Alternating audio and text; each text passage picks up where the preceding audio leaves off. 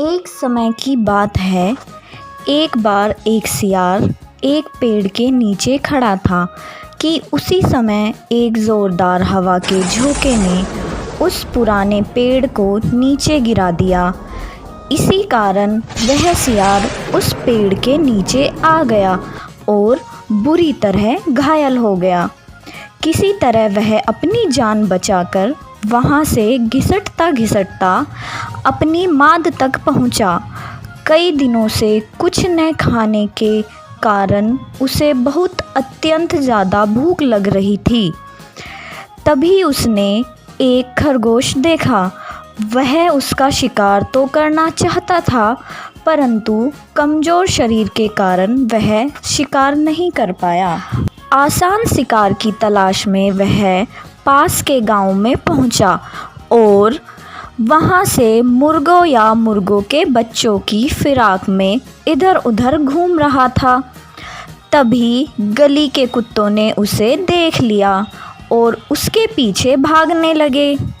वह अपनी जान बचाकर वहां से भागा, पर कुछ देर बाद वह हांफ गया और किसी गली में जाकर छुप गया। पर कुत्ते गली का हर कोना जानते थे, इसीलिए वह उसे खोज लेते हैं और उसके पीछे भागने लगते हैं। कुत्ते जैसे जैसे उसके पीछे भाग रहे थे, उनकी संख्या बढ़ती जा रही थी। तभी सियार पास के एक रंगरेजों की बस्ती में आ गया। कुत्तों की ज़्यादा संख्या को देखकर वह वहाँ पड़े एक रंग के ड्राम में घुस गया। रंगरेज ने उसमें रंग घोल कर रखा था। उसी में कुत्ता पूरी तरह घुस गया। सिर्फ सांस लेने के लिए अपनी नाक थोड़ी सी बाहर रखी। जब उसने देखा कि पास में कोई कुत्ता नहीं है, वहाँ से चले गए हैं, तभी वह उस ड्रम से बाहर आया और तब उसने देखा कि वह पूरे नीले रंग में हो चुका है। फिर वह वहाँ से जंगल की तरफ चला गया। चलते चलते उसका रंग पूरी तरह सूख गया।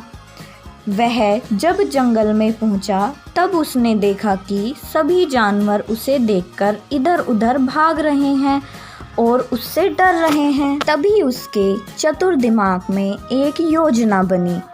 उसने सोचा कि मैं इस भय का फ़ायदा उठा सकता हूँ।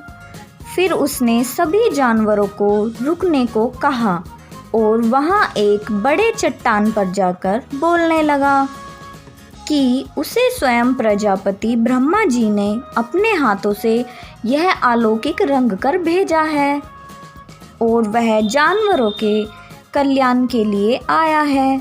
जंगल के सभी जानवर, यहाँ तक कि शेर, चीता, भालू, हाथी और कई जानवर उसकी बातें सुन रहे थे।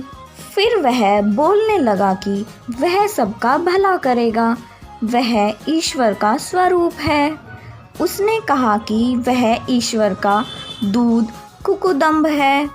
तभी एक शेर बोला कि तुम भगवान के स्वरूप हो, हम आपको अपना राजा प्रसन्नता से स्वीकार करते हैं। हमें आपकी खिदमत करने का मौका मिल रहा है।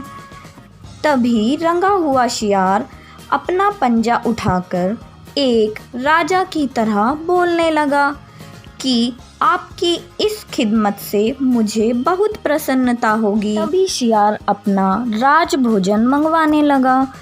कई दिनों तक वह शाही तरीके से भोजन करता और कई आनंद का सुख उठाता। उसके पास दोनों भेड़िया उसको खाना खिलाते और एक पास में खड़ा भालू उसे पंखा देता। और जब वह वहाँ से बाहर जाता तो दो हाथी अपनी सूंड उठाकर बुगुल की तरह जोर से चिंगाड़ता और दो शेर उसके साथ हमेशा अंगरक्षक की तरह चलते, उसके दाएं और बाएं तरफ। उसे जब किसी भी शिकार का मांस खाना होता तब वह बस एक हुक्म कर देता और उसके सामने वह हाजिर हो जाता। कई दिनों तक वह राजा की तरह शासन करता रहा।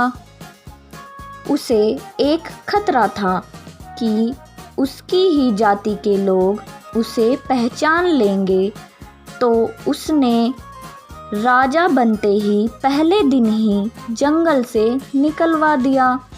एक दिन रात को वह अपनी मांद में सो रहा था, तभी उसकी आँख खुली और उसने बाहर झांका तो एक चमकीली रोशनी उसे दिखी।